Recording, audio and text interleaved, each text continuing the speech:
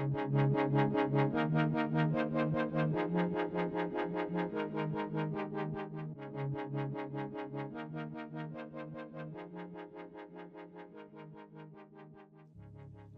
there again, and welcome. Today I want to dedicate this reflection on Bartimaeus, the blind beggar. I want to dedicate this reflection to one of the larger groups or religious groups in Australia, what we might call ex-Catholics. Or as my mates tell me, we're not ex-Catholics, we're Catholics taking a break. So be that as it may, the text begins when Jesus, surrounded by a fairly large crowd, is leaving Jericho. And it's one of the crucial texts in Mark's Gospel. Mark's Gospel is described as a passion narrative with a preface. And the preface is finished when Jesus is leaving Jericho and is heading up the hill, up the mountain to Jerusalem for the last time. And as he's leaving, there's a blind beggar, Bartimaeus, seated by the side of the road.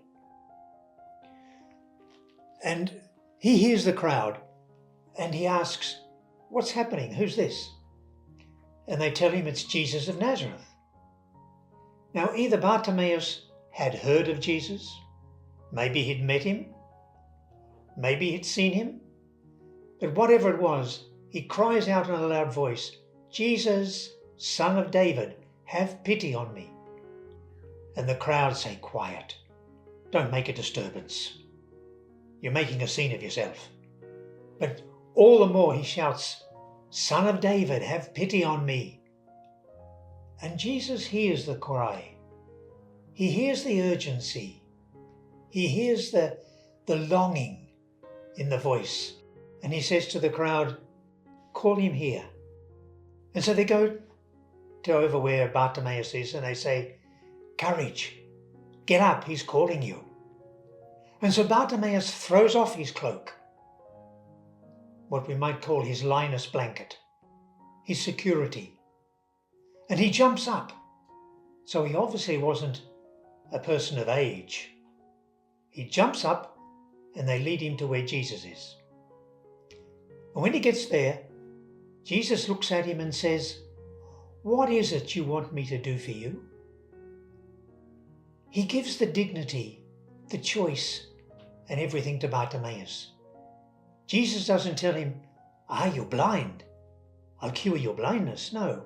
He says, "What do you want me to do for you?" Beautiful acceptance of the man, giving him the dignity of choosing. And of course, the other side of it is that the man himself, Bartimaeus, had to know what he wanted. He had to be clear, what is it I really want?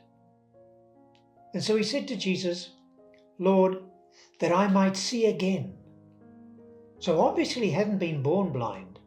He had lost his sight some way or other, and he wanted to see again. And Jesus says to him, "Your faith has saved you. Go." And immediately his sight was restored. He recovered his sight. He was able to see again. And he followed Jesus along the way. He followed Jesus along the way, which was now heading up the hill to Jerusalem for the last time. And I think it's a beautiful image, the whole encounter of Jesus with Bartimaeus. Yeah, the man cries out for help. And then he throws off his linus blanket and he jumps up and he's taken to Jesus. And he knows exactly what he wants. And Jesus says, "Your faith, your trust has saved you. Go." And his sight is immediately restored and he sees Jesus. And he recognizes Jesus. And he follows him along the way. And the way was the name for the very early followers of Jesus of Nazareth. They were referred to, if we call it the early church, or the community of disciples, or whatever you like, but it was referred to as the way.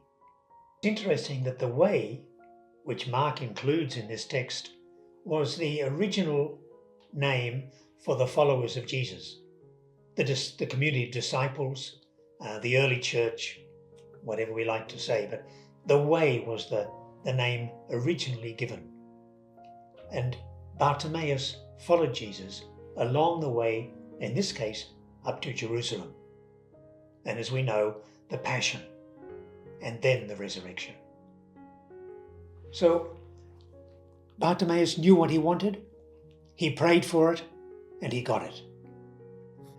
And I want to leave with you today just a phrase that I heard in a podcast of 4 supposed philosophers who were discussing the problem of God.